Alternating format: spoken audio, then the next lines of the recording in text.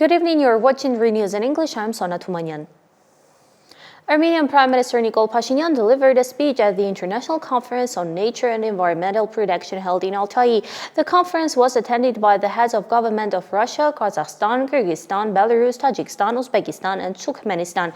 The Armenian Prime Minister noted that Armenia, as a mountainous country, has diverse climatic zones and endemic species, and more than 10% of its territory is occupied by national parks and reserves, including the Khostrov Reserve and Lake Sevan. Pashinyan emphasized the importance of cooperation among EAEU member states on the climate agenda and expressed support for the UN's agenda for mountainous countries. Nikol Pashinyan is confident that through joint efforts it's possible to contribute to the preservation of the biodiversity and the solution of environmental problems.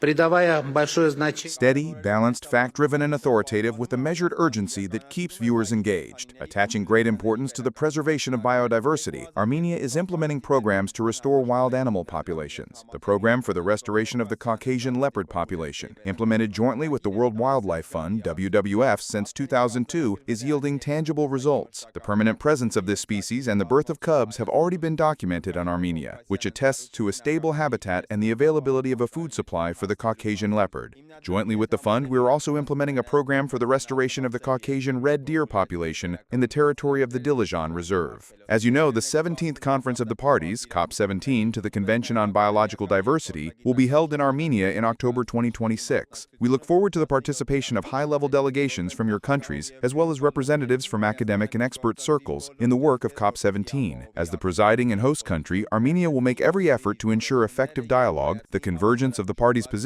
and the adoption of balanced and substantive decisions that take into account the interests and priorities of all parties. After Prime Minister Pashinyan's last press conference, the term outsourcing began to be used more frequently. What is this subtext here? An offer from the U.S. to lease the Zangezur corridor, a concerned Iran, Moscow with an unclear position. It's another matter that Armenia considers its territorial integrity a priority. So what is understood by outsourcing on a global scale? My colleague Simon Hovanesyan has done his research on this topic. The possible outsourcing of the road passing through Sunik is not a simple economic transaction. It is a matter of national security and sovereignty. Is this an opportunity for development or a strategic trap with dangerous historical precedents? We will tell you about a few. The U.S. ambassador to Turkey stated that America is ready to lease the road passing through Sunik for 100 years. Then, our government began to familiarize us with the term outsourcing. Later, an unknown Spanish publication made a post. Our editorial team was able to obtain a secret document from the RA government titled Memorandum of Understanding on the Creation of the Trump Bridge Transport Corridor. According to our sources, this text has already been approved in Armenia, Azerbaijan, and the United States. Our government denied it.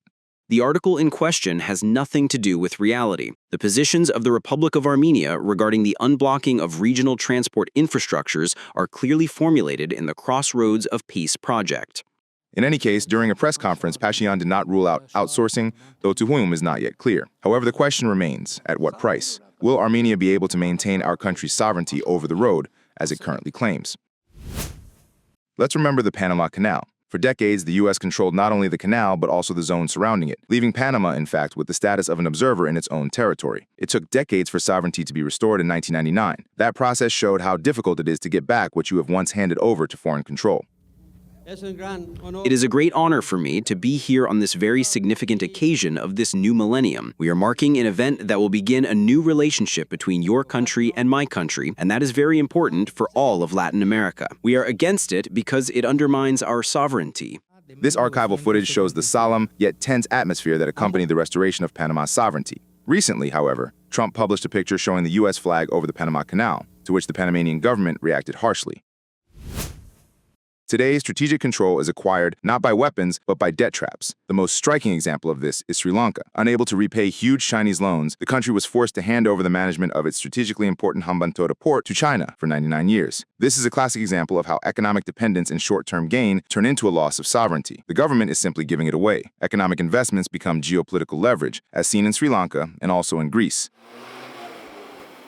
In Armenia, too, strategic assets have been handed over to Russia on the principle of property for debt. Historical experience shows that in such deals, the weaker party almost always pays more than it receives. When a new road is drawn on the political map, one must ask, will it become a bridge or a chain whose other end is in someone else's hands? Simon Hovhannisyan, ReOpen Media. Incidentally, Russia has not let the prize for the president of Azerbaijan by TASS official go unanswered. Mikhail Guzman has been dismissed from his post as first deputy director general of the Russian state news agency TASS. The decision was made by Russian Prime Minister Mishustin. A Baku native and honored journalist of the Russian Federation, Guzman had recently participated in the global media forum held in occupied Stepanakert, which was attended by Aliyev, and had voiced words of praise for the president of Azerbaijan. Although the third round of Russian-Ukrainian negotiations took place just 2 days ago, the fighting intensified again yesterday. Russia has launched new strikes against Ukraine. Russian forces have mainly targeted military infrastructure and energy facilities. The strikes were directed at the Donetsk, Kharkiv, and Zaporozhye regions. Russian forces have also continued to advance in several directions. The Russians have also encircled the city of Pokrovsk, invading from the north. Meanwhile, my colleague David Genjoyan has prepared an analytical piece on the Russian-Ukrainian negotiations. Let's find out what impact Russian-Ukrainian relations will have on the region. The third round of negotiations between Russia and Ukraine in Istanbul, which lasted only half an hour, focused on humanitarian issues, particularly the exchange of prisoners. Ukraine proposed a leaders' summit to establish an immediate and unconditional ceasefire, while the Russian side insisted that enormous preparatory work was needed for a Zelensky-Putin meeting. The negotiations highlighted the deep divergence in the parties' positions. According to analyst Benjamin Pokhosyan, an end to the war in 2025 is unlikely. This moment, there seem to be no prospects for ending the war. The positions of the sides differ significantly, and the only thing they can agree on is the humanitarian front, meaning the release of prisoners of war or the return of the bodies of the deceased. As of now, the perception seems to be that military operations will definitely continue until the end of 2025, and perhaps into 2026. True, there is much talk that when Trump's 50-day deadline expires on September 3rd, and if after that Trump indeed applies a 100% tariff on all states that buy anything from Russia, it is understood this is mainly directed at China and India, which are major buyers of oil, and China also of gas. According to the expert, if Trump indeed takes this step, Russia may be inclined to end the war sooner. Analysts state that the Russian-Ukrainian conflict significantly affects not only global politics, but also the South Caucasus. Moscow is striving to maintain at least the current status quo. It is understandable that Russia is now concerned because its relations with Armenia are, let's say, not brilliant, and its relations with Azerbaijan are in a phase of intense deterioration. But in my assessment, as long as the military operations in Ukraine have not ceased, and I mean a long-term ceasefire, not, say, 24 or 48 hours, Russia will objectively not have the opportunity to significantly increase its presence in the South Caucasus. Therefore, at this moment, I would say that in the South Caucasus, Russia is, one could say, a state that wants to maintain the status quo. It is not satisfied with the current status quo, but at the same time, it understands that any change to the status quo could be worse for it. According to experts, relations between Russia and Azerbaijan have been artificially strained by Azerbaijan. Aliyev simply needed a pretext. The party throwing wood on the fire of Russo-Azerbaijani tensions is solely Baku. Aliyev's call for Ukraine to never accept occupation and to take an example from him was particularly painful for the Kremlin. In my assessment, it seems that Azerbaijan wants Russia to come to terms with the idea that there is a new hegemon in the South Caucasus, in the person of Azerbaijan, and it is demanding, so to speak, treatment befitting a hegemon. It seems Russia is not very inclined to accept Azerbaijan as the new hegemon in the South Caucasus. In my estimation, this is the main problem. Aliyev is trying to show Russia, I am already dominant in the South Caucasus, and you must accept this fact, and your policy and your attitude towards Azerbaijan must be an attitude to a state with a dominant position in the South Caucasus. If not, then I am capable of taking steps that will hurt you. However, according to analysts, Russia will not tolerate such a situation, and after resolving its problems in Ukraine, certain steps to put Azerbaijan in its place will surely follow. Foreign Ministry spokesperson Moria Zakharova described relations with Azerbaijan as difficult, to say the least, also noting that a condition for normalization is the release of Russian journalists. Meanwhile, the negotiations between Russia and Ukraine are at an even more difficult stage due to the uncompromising positions of the parties. Incidentally, one of the Istanbul agreements was implemented. The Russian and Ukrainian sides exchanged groups of prisoners. David Genjoyan, ReOpen Media. The century-old tensions in Thailand and Cambodia are more heated than ever, and there are casualties. Meanwhile, Iran appears to be resuming cooperation with the IAEA. France is on the path to recognizing Palestinian independence. David Genjoyan has singled out the key stories from the international newsfeed. At least 12 people have been killed in clashes on the border between Cambodia and Thailand. Bangkok has accused Phnom Penh of shelling Thailand while simultaneously admitting to conducting airstrikes on Cambodian territory. All the victims are Thai, with 11 of the 12 being civilians. Cambodia has not reported any data on its casualties. The border dispute between the two countries originated more than a century ago during the French Indochina era. Since then, border clashes have periodically erupted. The most recent incident was in May of this year when a Cambodian soldier was killed in the disputed territory. Iran has decided to resume cooperation with the International Atomic Energy Agency, IAEA, allowing international inspectors to monitor its nuclear program in the coming weeks. This move comes amidst planned negotiations between Iran and European countries on July 25. The talks will focus on the possibilities of resuming dialogue on the nuclear agreement between Iran and the United States. The U.S. is halting ceasefire negotiations in the Gaza Strip and is recalling its negotiating team from Qatar, citing Hamas's lack of desire to reach a ceasefire. The United States intends to discuss alternative options for freeing the hostages and creating a stable environment in Gaza. Hamas, in turn, has expressed surprise at the U.S.'s negative statements and insists it has shown flexibility in the negotiations. French President Emmanuel Macron has announced that France will officially recognize Palestine as a state at the UN General Assembly in September. He stressed that the priority is to end the war in Gaza, release the hostages, and provide humanitarian aid. Macron added that peace is possible through the demilitarization of Hamas, the reconstruction of Gaza, and the creation of a viable Palestinian state that recognizes Israel. Washington reacted harshly to Macron's decision, which, in the words of Senator Marco Rubio, is a slap in the face to the victims of October 7. The U.S. will not participate in the UN conference on the creation of a Palestinian state scheduled for later this month, said Deputy State Department spokesperson Tommy Pigott. He noted that the U.S. is focused on delivering humanitarian aid to Gaza to prevent its looting by Hamas. Pigott accused Hamas of weaponizing humanitarian aid. Brazilian President Luiz Inácio Lula da Silva has stated that he is ready to negotiate with the U.S. after Donald Trump announced his intention to impose a 50% tariff on Brazilian goods. He noted that Trump seems to be avoiding dialogue as he has not contacted him. Da Silva denied Trump's accusations regarding the persecution of former President Jair Bolsonaro. He emphasized that he will not follow Trump's orders and will defend Brazil's interests.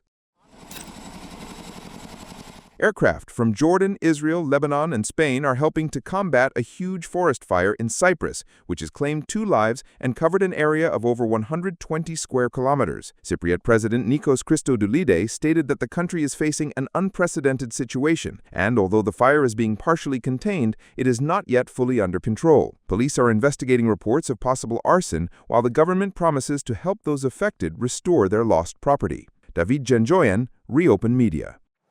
U.S. Secretary of State Marco Rubio criticized Macron's intention to recognize Palestine. The United States strongly rejects Emmanuel Macron's plan to recognize a Palestinian state at the UN General Assembly. This reckless decision only serves Hamas's propaganda and sets peace back. It is a slap in the face to the victims of October 7. Israel, for its part, considers a Palestinian state a launchpad for destroying Israel, not for living peacefully alongside it. The Prime Minister of Israel has directed his words to Macron. We strongly condemn Macron's decision to recognize a Palestinian state alongside Israel after the tragedy of October 7th. Let's be clear, the Palestinians do not want a state alongside Israel, but a state instead of Israel. According to Axios, Israel and Syrian ministers have held high-level negotiations for the first time in 25 years. The meeting took place in Paris with the mediation of Tom Barrack, the U.S. Special Representative for the Middle East. The negotiations will become the first step towards strengthening trust between the countries, the Porter claims. The Armenian press is discussing the determination of Samvel Karapetyan to enter politics. It is also noted that Karapetyan has no intention of forming a coalition and will not unite with former presidents Robert Kocharian or Serge Sargsyan. The businessman intends to gather a team around him composed exclusively of professionals who will have the real capability to initiate systematic reforms. According to Karapetyan, the team he forms will not be a proponent of creating dividing lines. Active restoration work is underway in Yerevan. The demolition of illegal structures, the clearing of sidewalks, the construction of playgrounds. Tigran Avinyan made a post attached to a video about the restoration of Yerevan's image. Let's listen. When the public interest is the priority, an environment is formed where everyone can live in a comfortable and safe city. In the Arab Kir Administrative District, we are continuing to dismantle illegal barrages and fenced-off areas, creating improved courtyards and football fields in their place, thus shaping a modern and comfortable environment for people. 1,500 participants, guests from 60 countries, startups with fresh ideas, 8 separate events and 3 educational programs. And imagine all of this in Armenia, on the shores of Lake Sevan. The annual Sevan Startup event is a festival for everyone. The journey from participant to partner is filled with numerous achievements and discoveries. Countless volunteers, startup exhibits that find buyers on the spot. We tell you about the 7-day festival in a report by Ani Hovanesyan.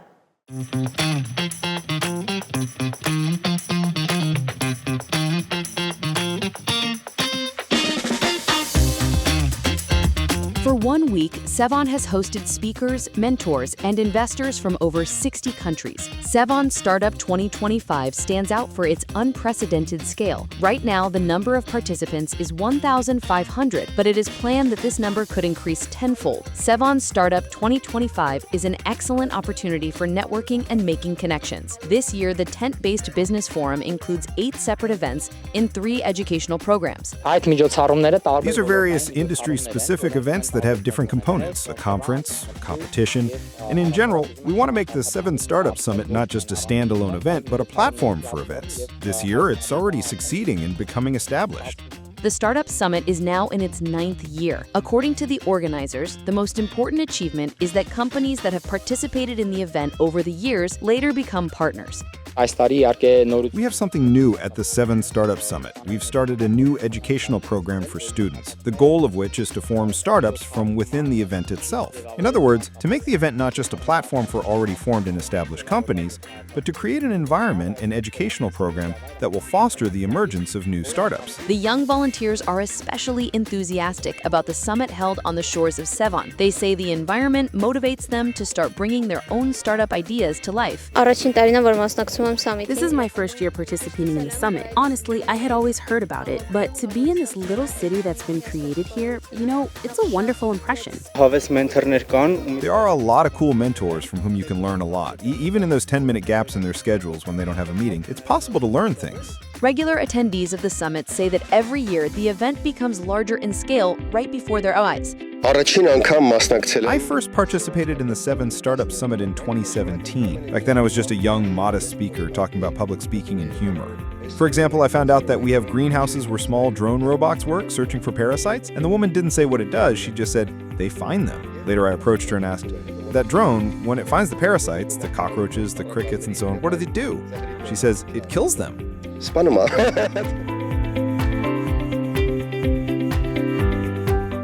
Every time I come, I'm amazed at how many people have come, how big it is. This time I was amazed again because it stretches for a kilometer and is completely packed. And it's interesting that year after year, certain topics come to the forefront. For example, this time at least, from everyone I've spoken with, and I've talked to a lot of startups today, agriculture was front and center. Regardless of profession, the path of a startup begins with a good idea, and with the support of the right mentor, it comes to life and becomes an established and promising business. For example, pitching was new for me. I'm a mechanic electronics specialist by trade, so this is something new for me, and it's pleasant to work in an environment like this. New acquaintances, things like that.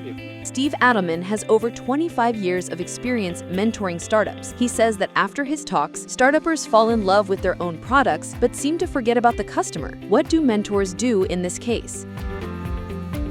We beat them. No, we make them think about the customer. We spent the last week with 45 startups here, and at the beginning, we wouldn't let them talk about their product. We wouldn't let them talk about their company. We made them talk about their customer and what problem their customer has.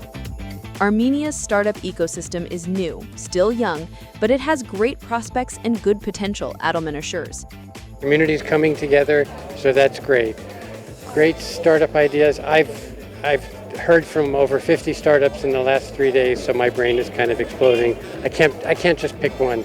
You're asking me who my favorite child is. I can't do that. Many foreign entrepreneurs are in Armenia for the first time, walking enthusiastically along the shores of the blue-eyed Sevan, admiring the atmosphere and the youth's desire to learn. And actually, they're like sponges. You know, they've grown so much on me, and I realized that there's actually a really big interest in entrepreneurship and developing impact. Startuppers have the chance to win anywhere from $3,000 to $10,000 in the competition, and in doing so, make the first small investment in their business. Ani Hovanisan, Mary Danielian, Edgard Guloyan, ReOpen Media. For more updates, follow us on YouTube, Telegram, Instagram, X, and Facebook. Daily news and full coverage are available on our official website. I am Sona Tumanyan. Stay informed with ReNews.